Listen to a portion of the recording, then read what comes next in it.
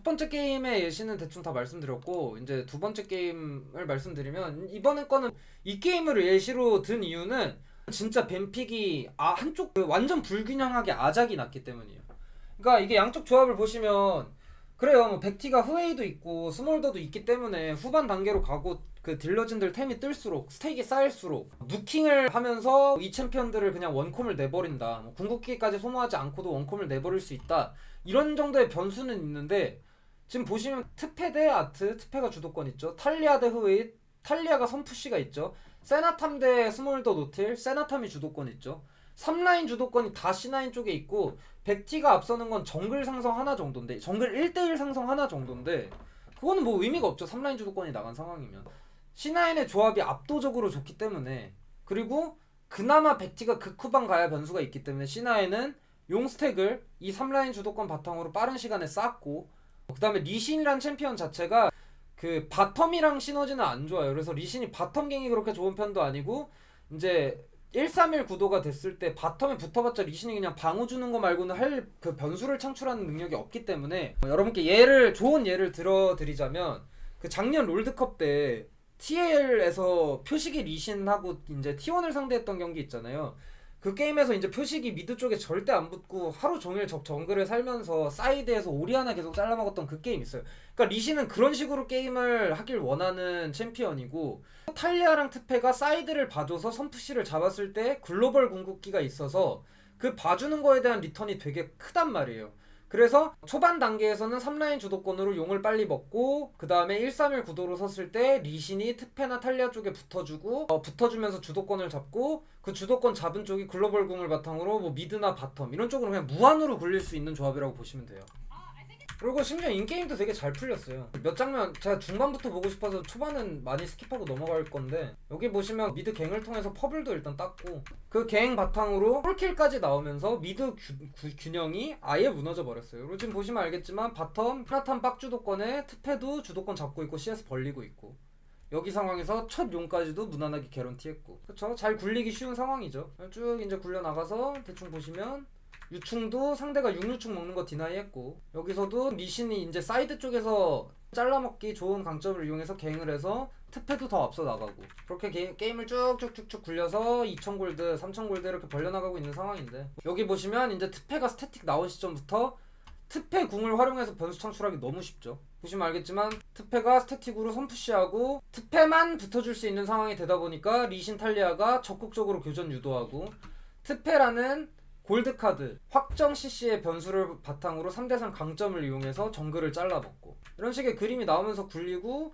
상대는 급해지니까 아트 텔 타면서 뭘 해보려 하는데 오히려 2대3을 져버리고, 그 정도 상황이에요. 지금 대충 게임을 보시면 제가 보고 싶은 포인트가 15분 정도인데, 여기서 보시면 이용 이미 먹은 상황에서 131 구도가 형성이 됐죠. C9이 운영을 하기에 완벽한 상황, 거기다가 골드도 3600골드 정도 차이를 이미 벌려놓은 시점이에요. 근데 여기서 C9의 판단이 아쉬운 게 뭐냐면, 이 교전은 그냥 교전으로 넘긴다 치더라도 여기서 보시면 이제 용이 1분 이내로 남은 시점이고, 그 전령을 컨테스트를 안 했기 때문에 탈리아가 주도권을 빡세게 잡은 시점, 바텀 웨이브를 크게 박았죠. 세나탐 켄치도 주도권 있고 트페도 주도권 있는 시점이에요.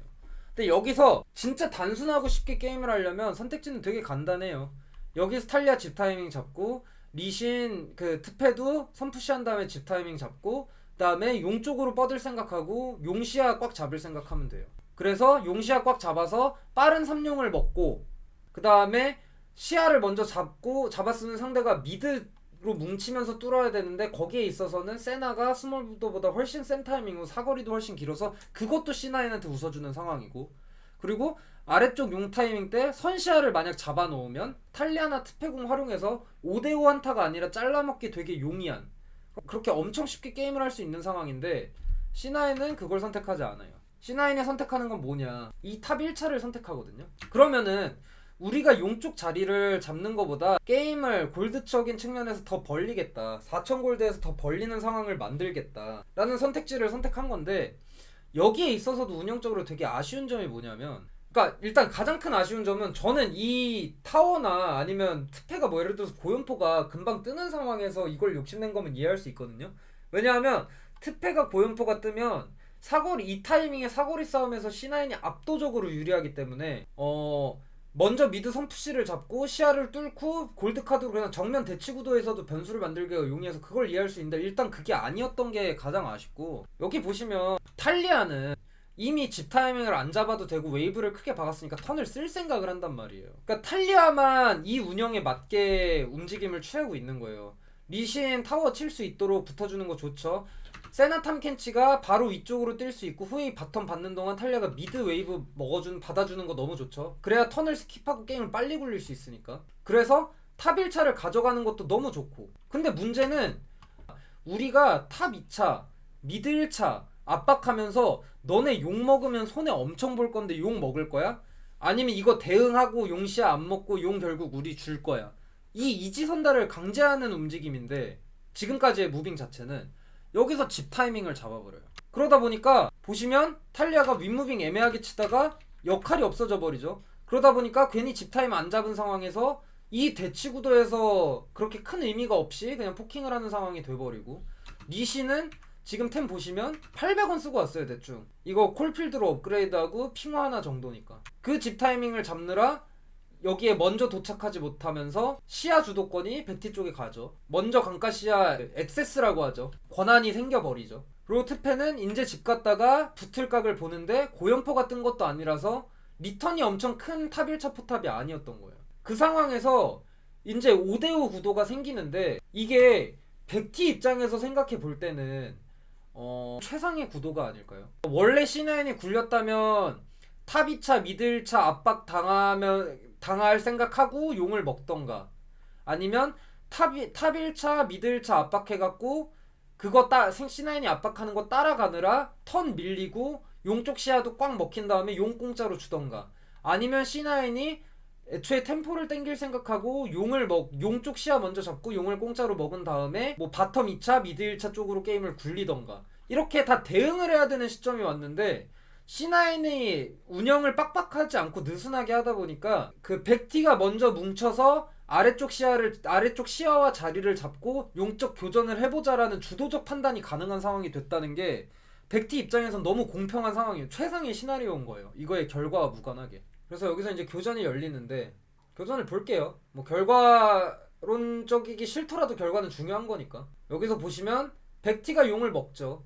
그리고 리신을 자르고 이 상황대로 게임이 끝나요. 그러면은 원래 같으면 이 용은 당연히 C9 거, 탑 1차 2차 압박도 C9 거, 탑 1차 2차 내지는 바텀 2차 압박도 당연히 C9 거, 미드 주도권 미드 1차 압박도 당연히 C9 거가 돼야 되는 상황인데 그 C9 입장에서 백티가 할 수 있는 가장 공평한 싸움각을 제공해주다 보니까 본인들이 4,000골드 앞선 타이밍에 한 명이 죽고 용까지 뺏기는 상황이 돼버린 거예요. 그러니까 그 느슨함이 말로 표현할 수 없을 정도라고 볼 수 있는 거죠.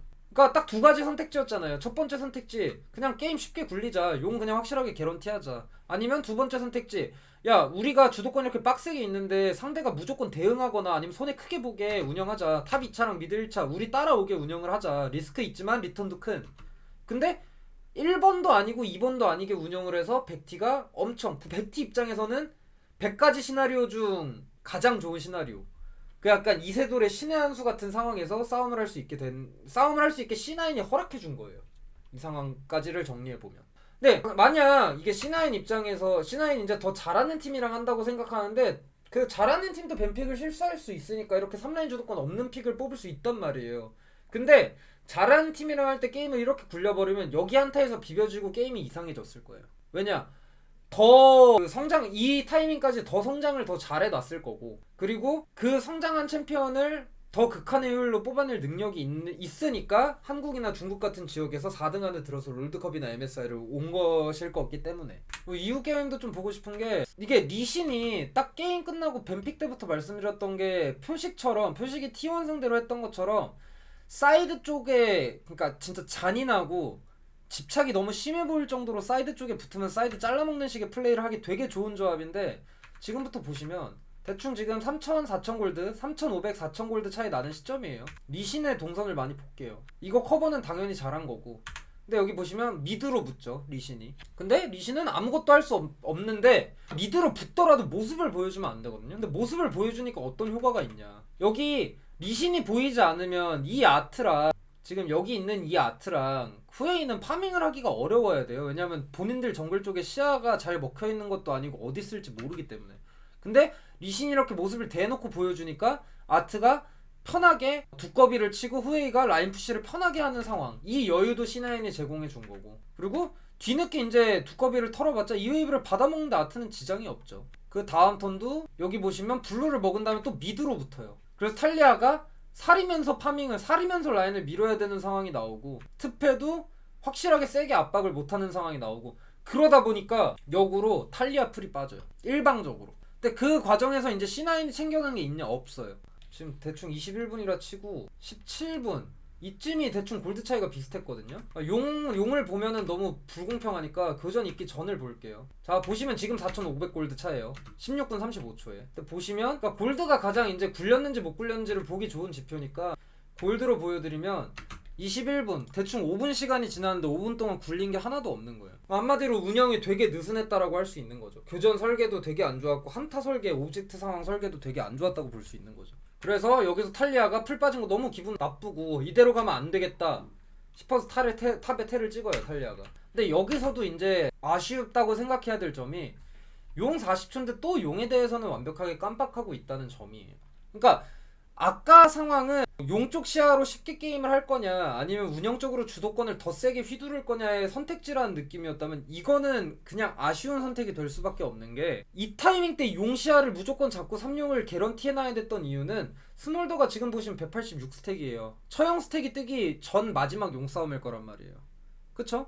그리고 트페도 고연포가 있어서 이쪽 시야를 잡고 용 쪽에서 교전을 유도했을 때 조합 난이도도 훨씬 이미 쉬워진 상황, 뒷자리를 잡기도 쉬워진 상황, 그쵸? 사거리 싸움도 트페, 세나, 탈리아를 이용해서 훨씬 유리한 상황. 이 상황에서 왜 굳이 탑 2차를 전장으로 선택하는지가 이해가 안 돼요. 그러니까 이거는 뭐 아예 나쁜 선택지는 아니죠. 애초에 굴리는 여지가 있긴 하니까. 근데 제가 느낄 때는 이거 나 바텀에서 손해볼 상황이 아닌데, 나 이거 나만 풀 빠지는 게 말이 안 되는데 해서 야 우리 뭐라도 해야 돼 해서 탑 2차로 굴린 건데 좋은 판단이 아니라는 거죠. 그래서 위쪽으로 압박을 했기 때문에 당연히 백티가 아래쪽 정글 교전을 먼저 할 수 있는 상황이 되죠. 아래쪽 시야를 먼저 자리 잡고 시야를 먹어놓고 할 수 있는 상황이 되죠. 그리고 그 상황에서 교전이 열리는데, 이렇게 교전이 열리는 게 말이 안 되는 조합 차이거든요.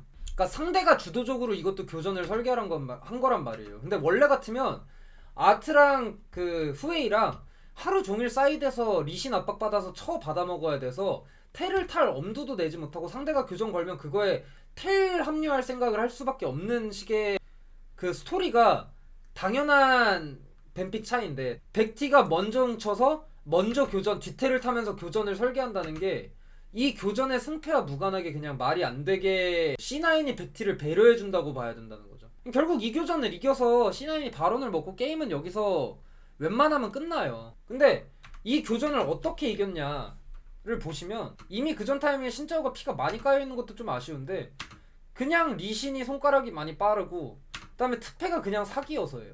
보시면 여기 세나 물어봤자 탐켄치가 먹어줘서 의미있게 들어갈 수 힘들고, 근데 반면에 위험할 수 있는 본인들 딜러 후웨이는 리신이 킥해서 되게 쉽게 물려버리고, 이래서 이긴 건데, 이게 굳이 따지고 보면 여기에 있어서 C9이 팀적으로 잘한 게 있는지, 아니면은 C9의 조합, 이 챔피언들을 뽑아놓고 조합 강점이 크게 나온 부분에서 싸움이 일어난 건지가 의문인데, 그게 아니라고 생각하기 때문에 이 게임도 되게 아쉽다는 거예요.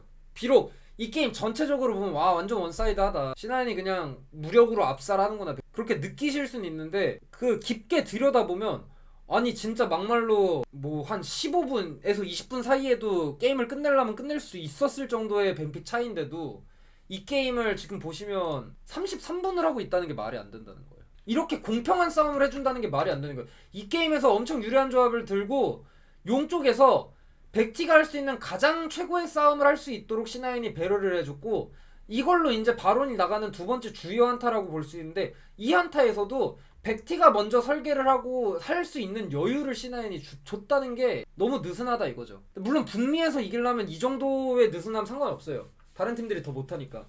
근데 C9 같은 팀 경우는 북미에서 이제 꾸준히 잘했고 항상 이제 국제대회에서 잘하는 게 목적이고, 그리고 제가 개인적으로 뭐 조조나 민철이 버서커 선수랑 얘기해보면 국제대회 퍼지, 블레버, 벌컨 다 마찬가지예요. 국제대회에서 잘하고 싶다라는 열망이 되게 강한 선수들인데 국제대회에서 먹힐 만한 걸 연습하고 있는 느낌이 안 든다는 게 아쉬운 거죠. 그렇게 빡빡하게 게임을 안 하고 있다는 게 좀 아쉬운 거죠. 그러니까 이렇게 유리한 조합을 들고도 16분에서 21분까지 골드 차이가 멈춰 있었단 말이에요. 5분 정도 스노우볼이. 투 글로벌에다가 3주도권 들고 정글도 사이드 쪽 플레이 만들기 용이한 리신을 들고 5분 정도 동안 스노우볼이 멈춰 있었고 게임을 이기게 된 이 핵심 한타도 본인 조합에 대한 이해도나 운영 장점을 살린 게 아니라 그냥 손가락 차이. 그리고 이렇게 뱀픽 차이가 큰 게임에서도 지지부진하고 느슨한 상황이 나오는데 강팀과 게임을 할 때 이런 강팀과 게임을 할 때 이길 수 있다는 기대감이 이런 것 때문에 들지 않는다는 거예요. 그러니까 서양 팬들이건 동양 팬들이건 북미나 이제 유럽까지에 대해서 반복적으로 제기하는 의문점. 북미 어차피 뻔하다. 북미 어차피 그냥 와일드카드만 잘 잡는다. 북미가 동양팀 못 이긴다.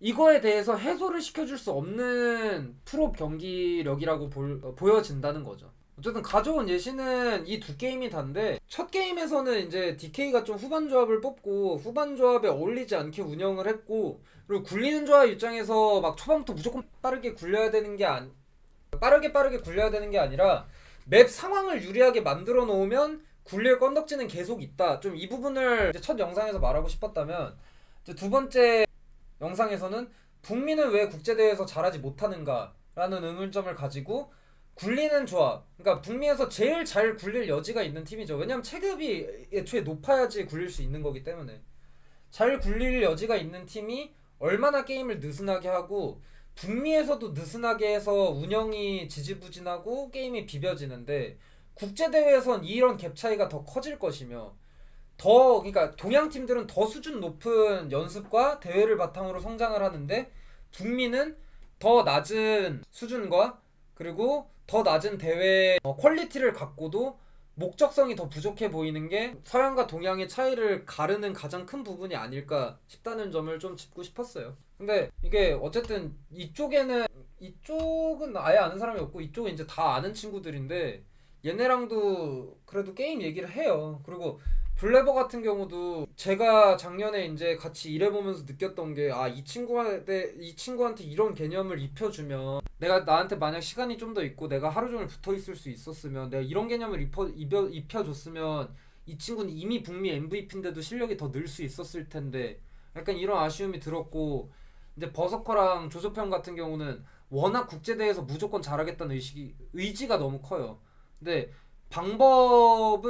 그러니까 이 친구들은 아직 이제 연차가 어리고 게임을 배워나가는 과정이다 보니까 좀 어떻게 해야 될지에 대해서 갈피를 못 잡을 때가 있고 그리고 그렇기 때문에 저랑 이제 다 친하기 때문에 게임을 그러니까 어떻게 했어야 됐다 이런 게임 얘기를 많이 하는 입장에서 잘했으면 좋겠어요.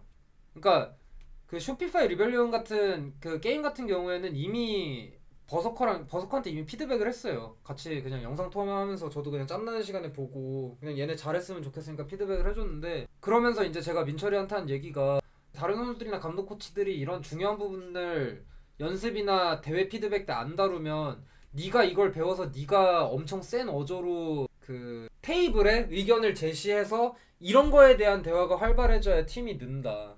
이런 얘기를 되게 많이 했었는데 마찬가지 제가 많이 까긴 했지만 뭐 북미를 누가 어떻게 안 까겠어요. 그러니까 지금 동양 팀 아니면 저도 이제 지금 팀이 없는 사람 입장에서 어떻게 해야지 내가 더 좋은 팀을 만들까 생각할 때 이거는 그러니까 북미 팀은 안 좋은 예시가 되기 너무 쉽잖아요.